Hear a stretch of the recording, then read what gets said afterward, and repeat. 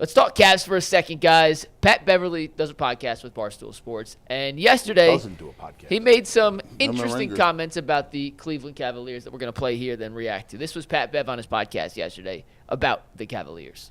Can the Cleveland Cavaliers do it? Yeah. I disagree. Why? No one's afraid of them.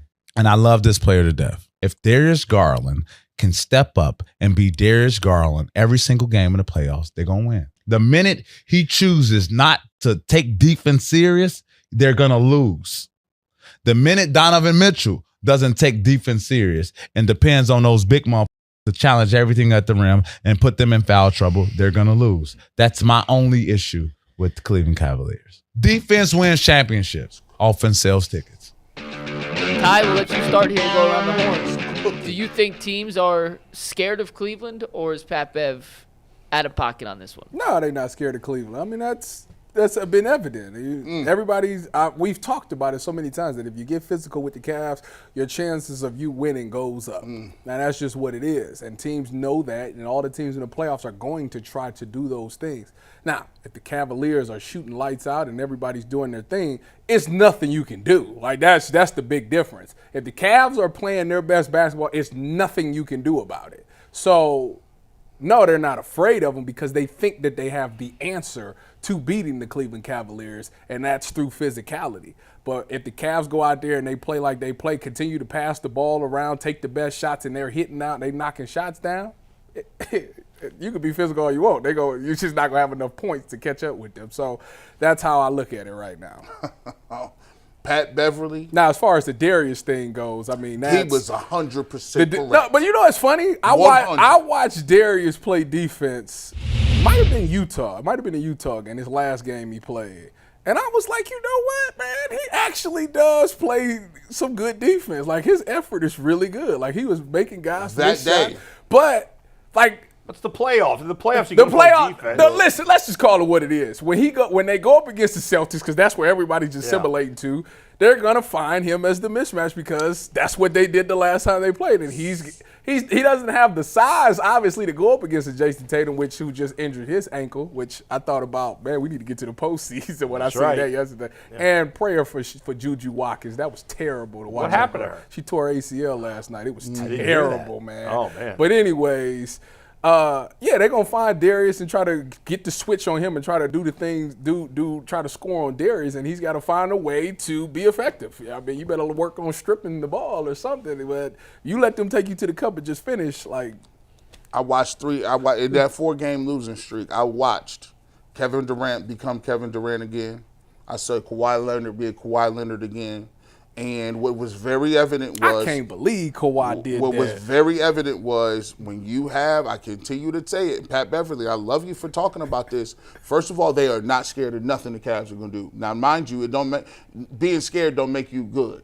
Like, you don't have to be scared of them. Go ahead. So, but here's the thing about it. Darius Garland, and we keep talking about Evan Mobley is the key, he's the key. No, the key is them 3 guards at the top. Because he is correct. When you're getting blown by, put in pick and rolls, and now, because they got 2 rim protectors, they get in a mold where they don't have to play good defense on the front on ball defense. Now they're getting blown by. Now your bigs is in trouble. Now that causes offensive rebounds because you don't really block anybody out. They have to get to a place where they understand that you cannot just outshoot everybody. The Cavs get into really bad habits when they feel like all their shots is falling because then, we don't have to have intensity. We don't have to have that. Matter of fact, we don't even got to play that well of a game. Matter of fact, we could be losing in the 4th quarter and we get a Cavalanche. That's not going to happen in the postseason. And the physical nature at which they let them play against smaller guards like Darius Garland is not advantageous to the way that the Cavs want to play. They're going to hound him up court. They're going to hound him and Darius Garland. And then if they continue to play Max Strus, they're going to have their pick of the litter. They got 3 dudes they can pick out. Let me get Strus this time. Let me get Darius this time. No, Donovan, run around these picks real quick. Man, listen, that is devastating. They got to realize that if they don't play defense and get to the point where their defense is just as important as offense, they're not winning. To me, this whole thing is silly. Who's afraid of anybody? What, teams afraid of the? Are you afraid of the Celtics? People was afraid of the Bulls in the 90s. They was terrified. Toronto. You think LeBron's scared of the Thunder? Like, come on. No, of course not. I'm with you, Bull. There's Nobody's not a team. afraid. What, are the teams the Knicks who can't beat a good team? You think the Knicks are afraid to play the Celtics? No chance. Bro, listen. What? LeBron had the Hawks petrified. LeBron That's had LeBron. Toronto petrified. But you see, Nobody else is afraid of. You don't think they were scared of Kobe and Shaq?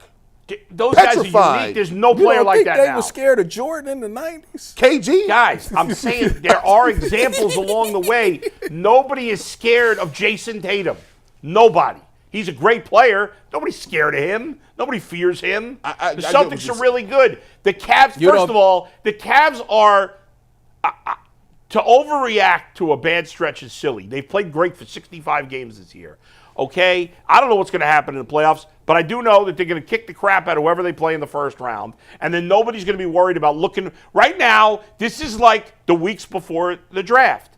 People are looking for negative things to say. No, Bull. I really feel that way. No, They're trying to talk themselves out of it. No, what they're doing is, listen, just because the Cavs have had a great year, people get this mixed up. You can talk about X's and O's and what they have to work on getting to the playoffs. And what I'm talking about is the style of play. I'm not talking about missing or making shots. But I get what you're saying. You're talking about defense, and you're right. If they don't play good defense in the playoffs, they're going to lose. But just because they've not played good defense some games here, overall, they've played good defensively this year. They're top 10 defense in the Right, NBA. and so I think they're in a slump as a team. They know they got nothing really to play for. Shooting slump. Other teams have more to play for. When the playoffs start, I'm confident they're going to do what they got to do defensively. Now, ultimately, is that good enough to beat the Celtics? Time will tell. But I don't think they're going to whimper out of here against Orlando or Indiana in the early rounds. But what have we talked about with the Cavs for 2 years? We've talked about physicality. Yeah. We've talked about mindset. And we've talked about whether or not the Cavs have the ability to play a physical nature of basketball when it counts. Right. This is the same team that ducked somebody to play the Orlando Magic to win in the first series. Different coach, though. I get it, though. Yeah. What I'm saying is They shouldn't have did teams are looking at it like this. It's like the Celtics when the Cavs is playing. When the Cavs was winning, they didn't need the first overall seed. Right. Celtics don't need the first overall seed. That's right. I agree with you. They completely feel, Tyvis, that they can go and beat the Cavs on their home court. And the blueprint and the way to do that is we're going to physically beat you up. That's the way we're going to do. And that's why they're the favorites. It's yet to be seen if we can handle that. That's right, but nothing we see in the last 2-3 weeks of the season is going to change that one way or the other. That's correct. Yeah. The Cavs got to prove it when it matters. And we'll find out when they play the Celtics. Listen, the one thing, like I say, Pat Bev hit on was when he pointed out Darius Garland. And Darius, you got to come with it in the playoffs. Got to. I mean, this is the thing. Donovan has shown everybody, whether y'all gonna ball or not, get out the way. I do it myself. He did it all last postseason. Get out the way. But they can't win that way. No kidding. But they can get through the first two rounds like that. Definitely the first round. At some point, if you want to get to where you want to go, DG got to come with it. Evans seemed like he took the step. I mean, he had a good game against Boston last year. Evan took the step. Darius was the only one. The fact that the games was close, some of them games was even close, and Darius was playing the way he was playing last season should tell you, y'all got a really good shot. And by the way, this is why, everybody all year has been saying, oh, the Cavs are a different team. They'll play 10 guys in the playoffs. Nope. And Mike and Jason the whole year have been saying, no, they're not. They're not doing that. Because the deeper you go, the less likely you can rely on those guys when it matters. If we're worried about what Darius Garland's going to do in big moments in the playoffs, when he's been one of the clutchest players in the league this year, what do you imagine for guys 8, 9, and 10? No thanks. So your best players are going to play 40 minutes a night in the playoffs. Hey, listen, I want to ask, because McNuggets, I know you heard this in the post game. Now, the Cavs, Kenny Atkinson wanted to have a tough practice after they lost to the Suns. Yep. He wanted to have a physical practice. He wanted to get back to some fundamentals. He wanted to talk to the leadership.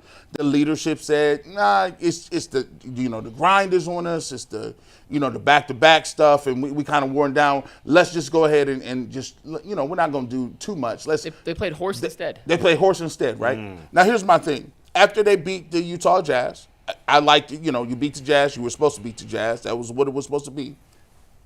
Darius Garland also said, we're just playing a kids game. It's a kids game, and got to be happy. And when you're happy, everybody touch the ball. Then you get alley-oops and you get dunks, and you be like, listen, that sounds good. That sounds great against Utah when you win. But you ain't going to see no Utahs in this playoffs. There's going to come a time where the Cavs is going to be down, and he's going to get hit in the face. They're going to push him around. You talking about Darius? Yes. They're not going to give him the calls because they let him play physical. And my thing is, when is Darius Garland going to say, man, I'm not taking this no more. I ain't taking this no more, and this ain't the game, and I got to take that mentally to the next level, because the only difference between him and some of these other dudes, he could be so good. Man. He could be. He gifted. He could be. The man is gifted. So good, man. It's just he need that thing, that click, like, oh, I'm a dog. I'm a monster. That dude. You can't guard me either. We've seen him have the moment. Remember last year when he waved Donovan off to shoot? Was that last year or this year? Where he waved? It was last year against Chicago. Yeah, waved him off. Like, he got the moments. He got it. But we need to. He's been that for the majority of the Yes, season. he has. Now, since the All-Star break, he's been in the shooting slump. We've talked about it. When he's not making shots, and particularly those mid-short range shots, not necessarily at the rim, but that little floater, the teardrop, those short mid-range jump shots he takes, when those aren't falling for Darius, the rest of his offense kind of crumbles. That's the fulcrum to getting everything else open. But the reality is, for the most part this season, Darius has been that guy. He has been. 20 days to this endless regular season is over. You know how you feel about that? Is how I feel about the draft. I can't wait till just I feel that way now, too. Get to the draft. What you mean? Man. Like, all of it. It's this. We got the same 6 topics. It's the same 6. Like, we just do a good job of remixing. It's the same jeans, same outfit. It's just the jeans is different this week.